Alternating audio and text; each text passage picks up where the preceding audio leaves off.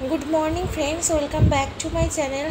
आज के सकाल बेला থেকে ব্লগটা শুরু করলাম। আজকে হচ্ছে মন্ডে আর একদম কিচেন থেকে ব্লগটা স্টার্ট করলাম। আজ না কোনো গঙ্গা না কোনো আকাশ, কিছু না, সব সরাসরি কিচেন থেকে আজকে ব্লগটা স্টার্ট করলাম। সকালে ভাজছি কুমড়ি, আর এই কুমড়িটা কিসের জন্য ভাজছি জানো? আজকে আমার স্পেশাল ব্রেকফাস্ট। তো কি সেটা অবশ্যই জানতে পারবে। বাদবাকিদের ব্রেকফাস্টগুলো খুবই আজকে ঝামেলাহীন ছিল, কোনো ঝামেলাই ছিল না। তো সকালে ওরা প্রত্যেকেই মানে আমার হাজব্যান্ড বলো বা বাচ্চা বলো সকলেই দুধ, ব্রেড আর কলা এই দিয়ে সকালে ব্রেকফাস্ট করে নিয়েছে। তারপর আমি এখন ভাবছি কুমড়ি। তো কেন ভাবছি জানতে পারবে। আর আজকে দুপুরে ঝোল রান্না করব, সমস্ত সবজি দিয়ে, বড়ি দিয়ে, আলু দিয়ে ঝোল করব। আর ওখানে হবে আলু ভাজা, আর এই বড় কুমড়োটা ভাতে যাবে, সুমিত কুমড়ো ভাতে খাবে। তো সব কিছু আমি কেটে গুছিয়ে নিয়েছি, দেখতে পাচ্ছ। আর এখানে আমি কুমড়িটাও করে নিচ্ছি। তো কেন অবশ্যই দেখতে থাকো, ঠিক আছে? তো জানতে পারবে।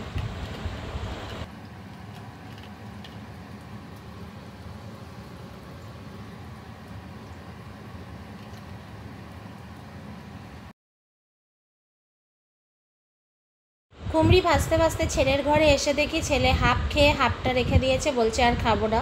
তো আমি এই বসিয়ে বসিয়ে ওকে খাইয়ে দিচ্ছি। আর ওর একটা অভ্যাস কী হয়েছে বলো তো, আমি সবসময় খাইয়ে দিই তো নিজের হাতে একদম খেতে চায় না। তো দেখো কতটা দিয়েছিলাম, কিছুটা খেয়ে রেখে দিয়েছে। এখন কিন্তু খেয়ে নিচ্ছে, যে আমি বলেছি আমি তোকে খাইয়ে দিই, ব্যাস তখন ঠিক আছে, তখন খেয়ে নেবে। না হলে একটুখানি খেয়ে বলবে আমি আর খেতে পাচ্ছি না, আমার আর ভালো লাগছে না।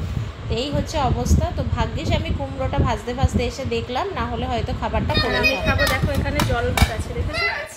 আমি দিয়ে দিচ্ছি সোনা, আমি এখনই দিয়ে দিচ্ছি। এখানে কুমড়ি করেছি, এখানে আলু ভেজেছি, আর এখানে নেব।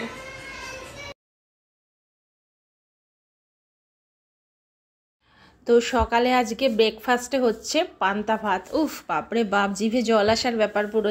আমি জানি যারা যারা পান্তা ভাত ভালোবাসো এই ভিডিওটা দেখলে তাদের কিন্তু জিভে জলই চলে আসবে।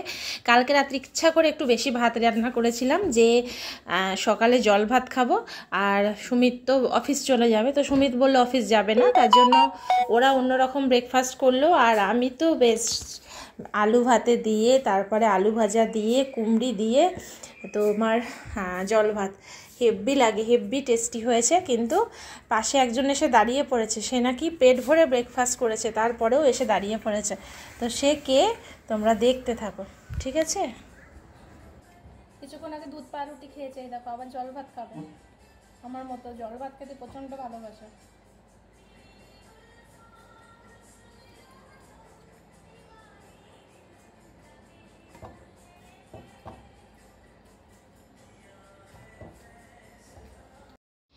ছোটোবেলায় আমরা মানে বাবা, আমি, মা সবাই মিলে গরম পড়লেই রাত্রেবেলা জল ভাত খেতাম। মানে তখন পান্তা ভাতটা অতটা খাওয়া হতো না, জল ভাত খেতাম। আর এখানে সুমিত অফিসের কাজ করছে, পেছনে গানও চালিয়ে রেখেছে। তো আমার কপিরাইট আসবে বলে আমি এখানটা সাইলেন্ট করে দিলাম। তো যাই হোক, কুমড়িটা না ভীষণ সুন্দর হয়েছিল, মচমচে হয়েছিল। শুধু আমার জন্য করেছি তাই ভেবো না, সবাইকে দিয়েছি। মানে সমৃদ্ধ খেয়েছে, সুমিতকেও দুটো কুমড়ি দিয়ে এলাম। তো কুমড়িটা এত মিষ্টি ছিল না, মানে কুমড়োটা খুব সুন্দর মিষ্টি ছিল, যার জন্য বেশ কুমড়িটাও খেতে খুব ভালো হয়েছে। কুমড়ি দিয়ে আমি নর্মালি কোনো দিনই খাই না জল ভাত, ঠিক আছে? কিন্তু আজকে মনে হলো যে কুমড়িটা আছে, কুমড়োটা যখন আছে দুটো কুমড়ি করে নিই। আমি বেশিরভাগ পেঁয়াজি করি, অনেকে ডালের বড়া দিয়ে পছন্দ করে, আমি ডালের বড়া দিয়ে খুব একটা খাই না। তো যাই হোক, এবার কিচেনে চলে এসেছি। আর এই যে ঝোলটা বসিয়ে দিয়েছিলাম, 5 ফোড়ন দিয়ে আর শুকনো লঙ্কা ফোড়ন দিয়ে সবজিগুলোকে ভেজে নিয়ে নুন আর একটু চিনি দিয়েছি, দিয়ে আগে সেদ্ধ করে নিয়েছি ভালো করে ভেজে। তারপরে নামানোর আগে এই যে সর্ষে দিলাম। তো সর্ষে দেওয়ার পর একটু ফুটবে, তারপরে আমি বড়িটা দেব, কারণ বড়িটা আগেই ভেজে তোলা আছে। তো বড়িটা পরে দেবো, আগে একটুখানি ফুটে নিক। আর নামানোর ঠিক 2 মিনিট 3 মিনিট আগে বড়িটা দেবো, যাতে বড়িটাও সেদ্ধ হয়ে যায়। তো যাই হোক, এখানে আমি বড়িটাও এবার দিয়ে দিলাম। এবার বড়িটাও ওর সাথে সেদ্ধ হয়ে যাবে, তারপর নামাবো।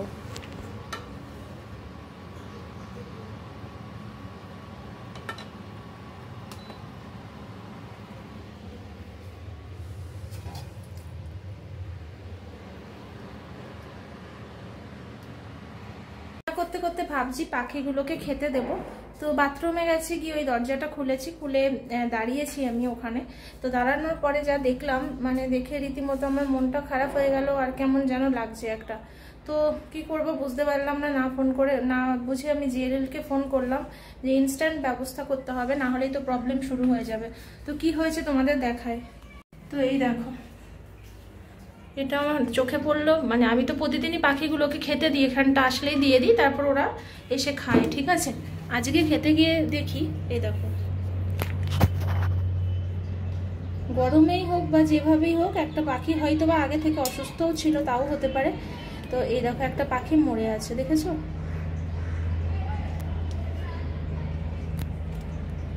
তো আমাকে আমি ইনস্ট্যান্ট যদি এখনই ফোন না করি তাহলে কি হবে বলো তো, এখান থেকে মানে গন্ধ বেরোতে শুরু করবে, আর 1-2 দিনের মধ্যে দেখেছো পাখিটা কালকে রাত্রেই মনে হচ্ছে মরেছে, মানে জাস্ট মরেছে এরকম মনে হচ্ছে। তো এটা লোক দিয়ে পরিষ্কার না করালে আমি এখন প্রবলেম হয়ে যাবে।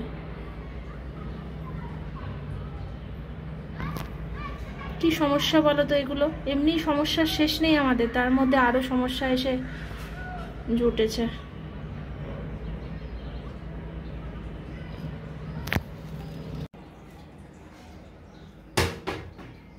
থাক, এখন ফোন করলাম, দেখা যাক কখন আসে। আর সুমিতের বুদ্ধি কি শুনবে, ওকে যদি কোনো কিছু বলি মানে মাথা গরম হয়ে যায়। যখন বলছি জেএলএলকে ফোন করে, বলছি ফোন করতে হবে না, আমি ওখান থেকে লাঠি দিয়ে নিচে ফেলে দেবো। চিন্তা করো কথাবার্তা, নিচে ফেলবে কি? নিচেও লোকজন আছে না বলো, নিচে কি করে ফেলা যায়? ফেললে তো গার্ডেন ফ্ল্যাটে গিয়ে পড়বে। তার থেকে এখানে অলরেডি লোকজন আছে, সেখানে ফোন করলেই তো আমার সমস্যা মিটে যাবে। আর ওখান থেকে এত বড় লাঠিই বা আমি কোথায় পাবো যে নিচে ওখানে ভাবে ফেলবে? আমার মনে হচ্ছে এই অতিরিক্ত রোদে বা অতিরিক্ত গরমে প্রবলেম হয়েছে, মানে মারা গেছে, এরকমই হবে কিছু, বা অসুখ ছিল হয়তো। যাই হোক, এই ধরনের সমস্যা জানো, সমস্যার কোনো মানে শেষ নেই। মানে এই আমাদের সময়টা চলছে, এত সমস্যা চলছে না চারিদিক থেকে সমস্যা চলছে। কালকে আমাদের বটতলার ফ্ল্যাটে মানে যখন খরচা আসে না, চারিপাশ থেকে খরচা আসে। এক হচ্ছে আমাদের ওই ফ্ল্যাটে কাজ হচ্ছে, কলকাতার ফ্ল্যাটে। কালকে বটতলার ফ্ল্যাটের মানে মিটিং ছিল, রাত্রেবেলা আমরা গেছিলাম। তো সেখানে ছাদের মানে ছাদটাকে অনেক বছর হয়ে গেছে, 15 বছর তো হতেই গেল প্রায়।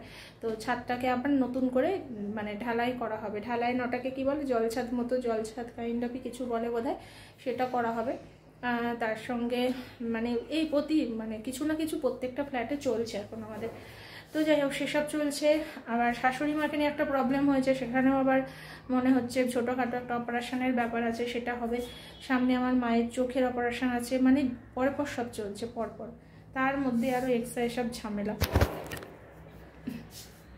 আর ওর কী বলো তো, কোনো কিছু যদি বলি বা কোথাও গিয়ে যদি কোথাও খাবার, কোনো রেস্টুরেন্টে গিয়ে যদি কোনো দেখেছি যে খাবারটা ঠিক হয়নি, ভালো হয়নি, যদি বলি গিয়ে বলবে না, অদ্ভুত টাইপের।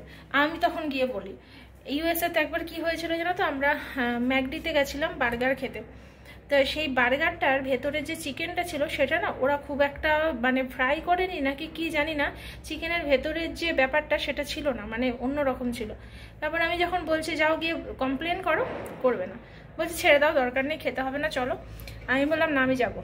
তারপরে আমি গিয়ে ওখানে যখন বলছি আমি যাচ্ছি বলতে, তখন বলছি ঠিক আছে তুমি বসো আমি যাচ্ছি। তারপর তো ওদের কাছে যখনই বলা হয় ওরা ভীষণ ভয় পেয়ে যায়, কারণ ইউএসএতে প্রায়শই ছোট ছোট ব্যাপার নিয়েও কেস হয়ে যায়, ঠিক আছে। আর কেস হলে মানে আমার ওখানের কেস মানে খুবই মানে ভয়ানক ব্যাপার আর কি। তো যাই হোক, ওরা তো ভীষণ ভয় পেয়ে গেছে, ওই বলাতে সাথে সাথে খাবার চেঞ্জ করে পাঠিয়ে দিল। তার সাথে সাথে মানে আমাদেরকে টাকা পর্যন্ত ফেরত দিতে চাইছে। আমরা বলছি আমাদের টাকার দরকার নেই, কিন্তু খাবারটা যেন ঠিকঠাক হয়। তো যাই হোক, ওরা মানে সেই বারবার এসে ম্যানেজার এসে বারবার হাত জোর করে ক্ষমা চাইছে, তারপরে করছে, বারবার বলছে আপনারা টাকা ফেরত নিন, আপনারা টাকা ফেরত নিন, আমাদের ভুল হয়ে গেছে। তো আমরা যদি ওখানে চুপ করে চলে আসতাম ব্যাপারটা কিন্তু হতো না সেখানে। এই হচ্ছে ব্যাপার। তো দেখা যাক, জেলের জন্য অপেক্ষা করি এখন।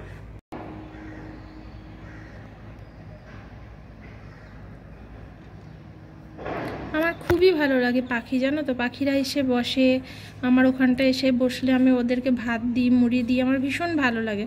আজকেও ভাবলাম কি দেখি পাখিগুলো আছে কি না, ওদেরকে খেতে দেব। তো যাই হোক, আমি গিয়ে দেখতে গেছি, আর তখনই চোখে পড়লো। ভাগ্যিস আজকে আমি এইভাবে দেখলাম, নর্মালি তো আমি ওইভাবে উঠে দেখি না কোনো দিনই। ওটা একটা শক্ত বালতি আছে, তার উপর উঠে দাঁড়িয়ে দেখতে হয়, না হলে তো আমি মানে দেখতে পারবো না, অনেকটাই উঁচু। যাই হোক, এরকম চোখে দেখে মনটা খুব খারাপ হয়ে গেল। কোথায় বলে পায়রা নাকি শান্তির ইঙ্গিত দেয় বা এরকম একটা কিছু আছে, সুখের পায়রা যেখানে বলে। তো পায়রা কিন্তু সবার বাড়িতে যায়ও না, সবার বাড়িতে গিয়ে বাসাও বাঁধে না, কিন্তু মানে এই পায়রাটা এমনই একটা ইঙ্গিত দিয়ে গেল যে আমার সময়টা আবারও ভালো আসছে না, মানে আমার সময়টা আবারও খারাপ যাচ্ছে, এরকমই একটা ইঙ্গিত দিয়ে গেল। এত ফ্ল্যাট আছে, এত বাড়ি আছে, দেখো আমার বাড়িতে এসেই কেন মরতে হবে, তাই না? তো আমার এটা সবসময় মনে হচ্ছে, কারণ এমনি আমাদের সময়টা প্রচুর প্রবলেমে যাচ্ছে, বিভিন্ন দিক থেকে বিভিন্ন রকম প্রবলেম আসছে। তো আবারও সেই মনে হচ্ছে যেন পাখিটা আমাকে ইঙ্গিত দিয়ে গেল যে সাবধানে থাকিস, সাবধানে যা করার করিস, এরকম একটা ইঙ্গিত দিয়ে গেল। তো আমি এগুলোকে মোটামুটি বিশ্বাস করি, মনে হয় যে না ঠিক আছে, এরা ভালো সময়ে আসে, ঠিক আছে, ভালো সময়ে এরা এসে থাকে। আর অনেকে বাড়িতে ইচ্ছা করে যেচে যেচে পায়রা পোষে, ঠিক আছে, কিন্তু আমার বাড়িতে আমি কোনোদিন পুষিনি, অটোমেটিক দেখি ওরা এসে এসে থাকে, অটোমেটিক দেখি এসে এসে থাকে। তো সবসময় কোনোদিনও মনে হয়নি যে ওদেরকে খাবার দিতে এভাবেও দেওয়া যায়। তো যখন মনে হলো দেখো তখনই দেওয়া শুরু করলাম, আর হঠাৎই এরকম একটা ঘটনা। খারাপ লাগছে আমার ভীষণভাবে আজকে, জানো তো, যে সকালবেলা উঠেই এরকম একটা জিনিস দেখতে হবে।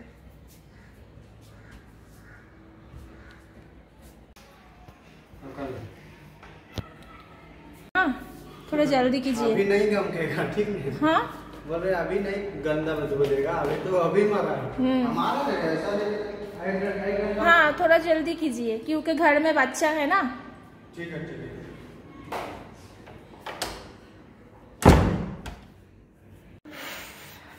গেল এখন কতক্ষণ যে করবে, কতক্ষণে যে করবে না।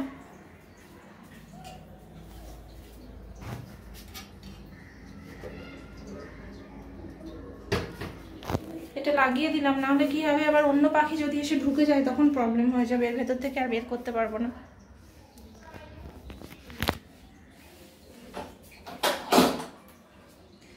একবার বটতলার ফ্ল্যাটে একটা ছোট্ট এরকম একটা ছোট্ট পাখি ঢুকে গেছিল রাত্রেবেলা, সে পাখিটা আর বেরোতে পারে না, আর আমরা তাকে বের করতে পারছি না, কি অবস্থা কোনো রকমে। তারপর আমি সেই পাখিটাকে আস্তে করে ধরেছি, হাতের ওপর নিয়েছি, নিয়ে তারপরে বাইরের বারান্দায় গিয়ে রেখে দিয়ে এসেছি। ভয় পেয়ে বেচারা পটি করে পরে কি অবস্থা, তারপরে বারান্দায় নিয়ে গিয়ে রেখে এসেছি। সব মানে রাত্রেবেলা মনে হয় চোখে দেখতে পায় না ওরা, কি জানি, সকালে উঠে দেখছি, উঠে গিয়ে সকালে প্রায় ভোর ভোর উঠে পড়েছি দেখার জন্য যে পাখিটা আছে কিনা, দেখি বেরিয়ে গেছে, মোটামুটি একটু সূর্যের আলো উঠেছে আর পাখিটা বেরিয়ে চলে গেছে।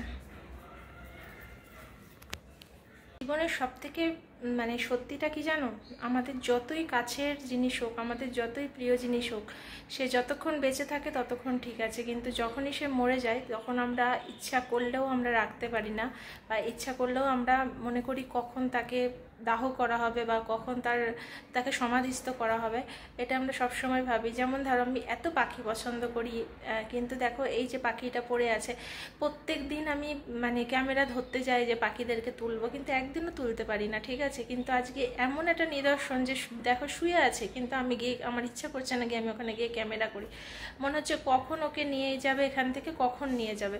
তো এটাই বাস্তব সত্যি যে আমরা যতই কারোর কাছে প্রিয় হই না কেন, বা যতই কেউ আমাদের কাছে প্রিয় হোক না কেন, মৃত্যুর পর আমরা সবসময় চাইবো যে তাকে কত তাড়াতাড়ি সমাধিস্থ করা যায়, কত তাড়াতাড়ি, তখন সে যত প্রিয়ই হোক না কেন মনে হবে না কখন ব্যাপারটা মিটবে, কখন এই জিনিসটাকে আমরা আর ধরে রাখতে চাইবো না বা পারবো না, ঠিক আছে। তো সেটাই যেন মনে হচ্ছে যে কখন পাখিটাকে নিয়ে যাবে। প্রত্যেক দিন এত দিন ওদেরকে খেতে দিচ্ছি, কোনো দিন আমি ক্যামেরা করতে পারি না, কারণ একটুখানি সামান্য থেকে সামান্যতম আওয়াজ ওরা নিতে পারে না, বেরিয়ে চলে যায়। তো আজকে দেখো একটা পাখি পুরো শুয়ে আছে, মনে হচ্ছে সকালের দিকে মরেছে, আর এত তাপের জন্যই মনে হচ্ছে কিছু হয়েছে, হয়তো বা কোনো অসুখ ছিল বা বয়স হয়েছিল, যাই হোক যে কোনো কারণেই হোক পাখিটা মারা গেল, এই আর কি, খারাপ লাগছে। তুই আর একটু বল। আমি বলছিলাম যে কি ওই মরাটা তো ওর হাতে নেই, যেমন ওর যদি বুড়ো হয়ে যায় তো এটাও তোর হাত নেই যে কি ও আবার বেঁচে উঠবে, ও আবার নর্মাল পাখির মতো উড়বে, আবার ওটা রোদ থেকেও মরতে পারে, কারণ এখনের রোদটা অনেক বেশি, কারণ এখন তো গরম, বিশাল গরম, আর ওর জন্য ও মরতে পারে, বা ওর কোনো অসুখ থাকলেও মরতে পারে। মৃত্যু আমাদের কারোরই হাতে নেই বাবা, তাই না? মৃত্যুর কোনো বয়স নেই, যে কোনো বয়সেও হতে পারে। একটা বয়স্ক মানুষ দেখা যায় সে সারা বছর ভুগছে কিন্তু তার মৃত্যু নেই। আবার দেখা যায় একটা অল্প বয়স্ক মানুষই যখন হয়তো রোদে বেরোচ্ছে সানস্ট্রোক হয়ে হঠাৎ করে মারা গেল, সেটা একটা বাচ্চা ছেলেও হতে পারে। আবার অনেক বয়স্ক মানুষও আছে যারা দিনের পর দিন ভোগে, যারা মৃত্যু হলে সেও বাঁচে, তার পরিবারও বাঁচে, কিন্তু তার মৃত্যু হয় না, এরমও তো আছে, তাই না?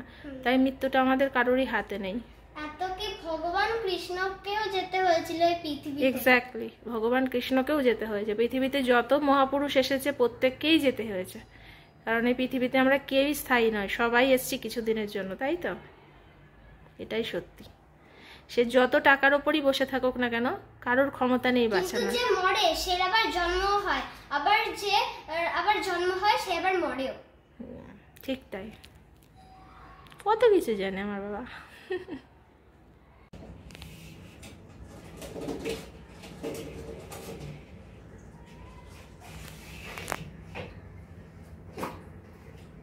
सब साइड कीजिए। हाँ, थोड़ा फिर वही बाल्टी के अंदर रख दीजिए। हाँ,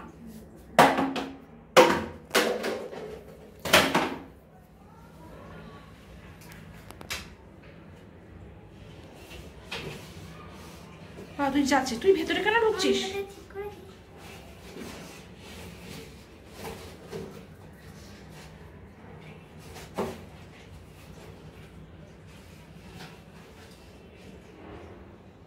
ऐसे उठाना थोड़ा मुश्किल हो जाएगा।